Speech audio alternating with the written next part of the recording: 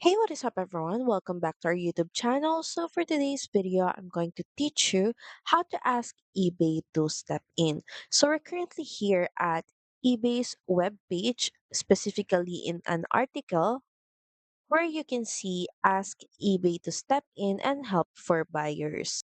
In this page, you can see guides and instructions to ask eBay to step in. So if we scroll down, there's a note here that says they can only step in if it's been more than 3 business days since you requested a return or reported that an item hasn't arrived yet.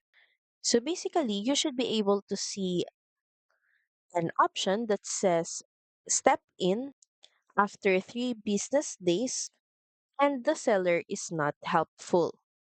And if you scroll down further, you should be able to see here how to ask eBay to step in. So first, you may want to head over to your eBay account. So we're currently here at ebay.com. And of course, make sure that you're logged into your eBay account. Then next is just hover your mouse on My eBay.